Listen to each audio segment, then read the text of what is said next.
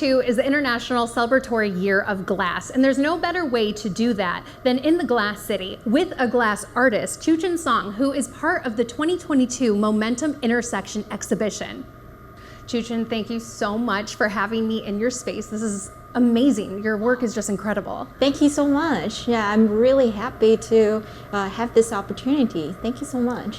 So your technique and your skill is actually not very mainstream. You're actually one of the rare artists that does this technique. It's called enameling, right? Yeah, it's called enameling. My specific technique is called grisaille enameling.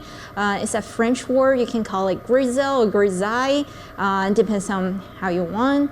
But basically the technique is to use the enamel paint, which come with a powder, kind of a loose powder texture, and then I apply water and gum arabic, or sometimes I use oil media like lavender oil, and then I mix it to become a paint texture, like oil paint texture, and then I apply that on the glass. And then after I do my painting or line work, and then I put in the kiln and let it fire about 1100 degrees for like 10-15 minutes. Yeah, and that's the process. Like every layer I have to do one firing. Yeah. Wow. Why is this such a rare technique, and why did you choose it? Because it's time consuming.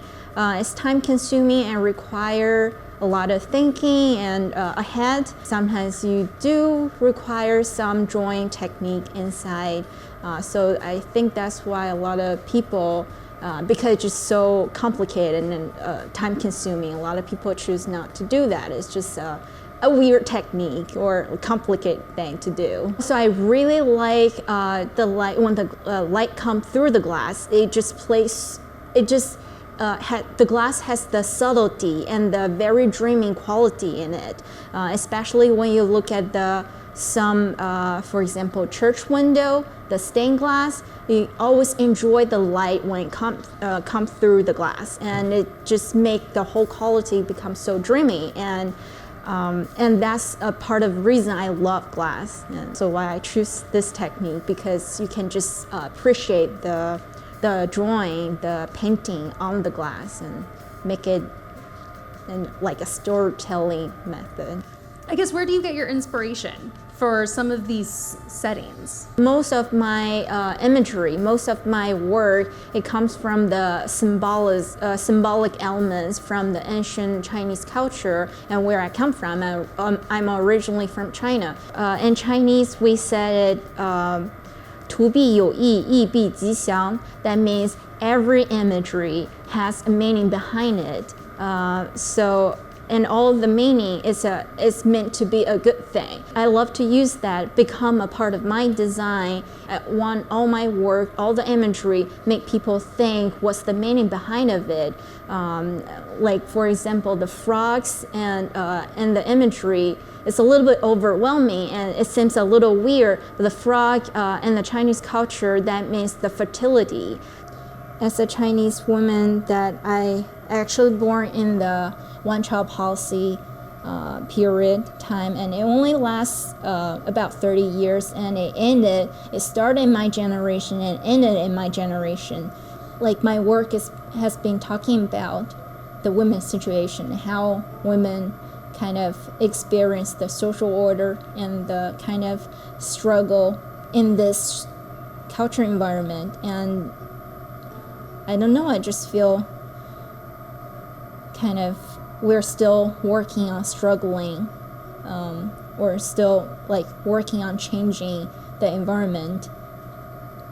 So I use like the imagery of the frog, and then combine with the imagery of the grapes and pomegranate and the squash, and they all mean fertilities and have many children. That's like supposed to be a good meaning, like good fortune, like in the ancient time, have many children in your family. That's a good thing. But I love to use that as kind of like a sarcastic way. My work, it doesn't have the like human body or very baldy like imagery in it. It's all kind of subtle. So I want people to kind of enjoy them, but also feel a little bit overwhelmed so they can question why. And then that's like kind of the meaning I want to put into it, just kind of like give people a little bit like very subtle, but a little bit overwhelming and kind of like sophisticated like feeling.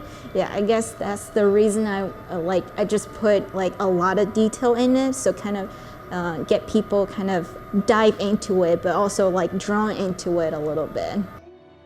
A glass jar, and it's actually I specifically use that shape because it looks like a uterus.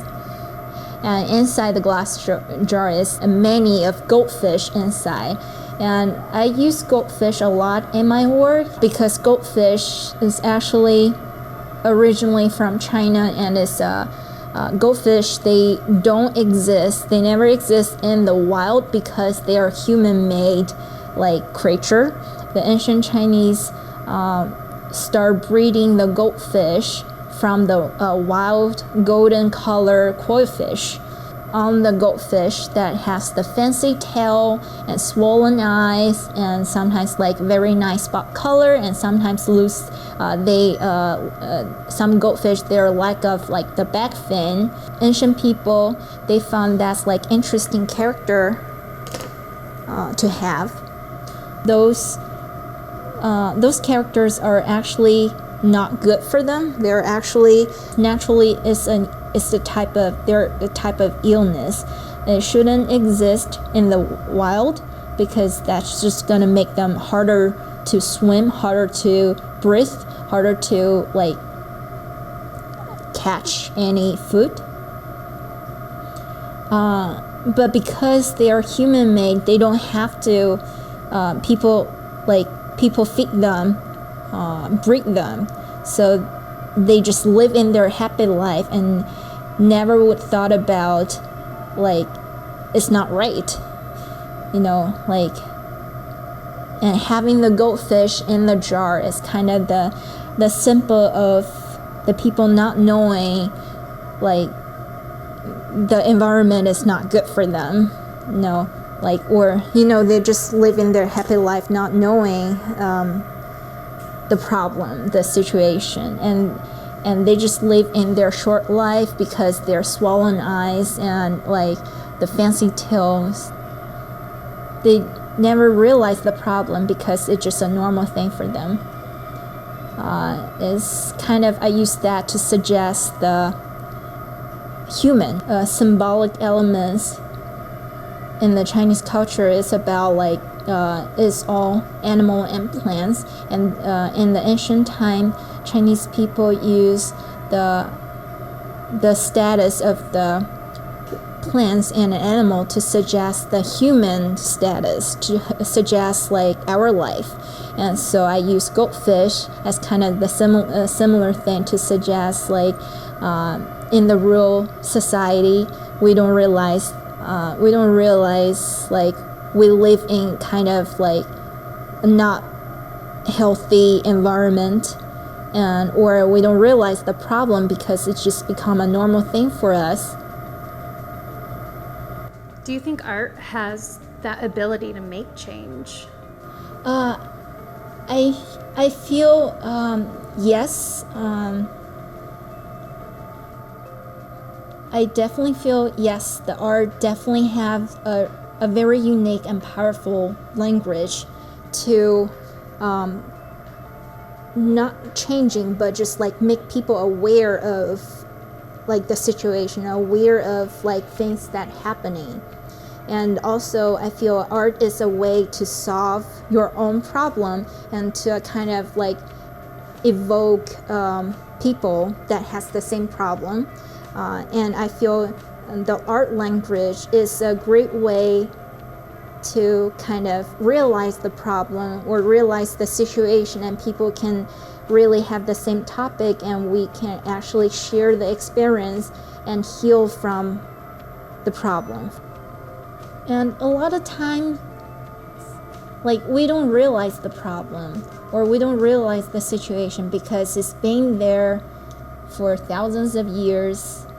Like, or sometimes we don't realize we're in this environment or we're in this like situation because it's become a social norm and everybody just sees it as a normal things. But people get hurt but that's not their fault. And that's another reason I make my work. It's very subtle, but it's there. But we all can kind of find a way to like talk about it and feel comfortable and using the art language to feel like I feel comfortable talking about it and people understand, or people have the same experience, understand what's going on. And we've been working on changing things. It's not easy, but we're slowly putting the effort in it. And I think that's the most important part, is to keep changing and keep moving forward. Abstract with Ali Ray is presented by PNC Bank.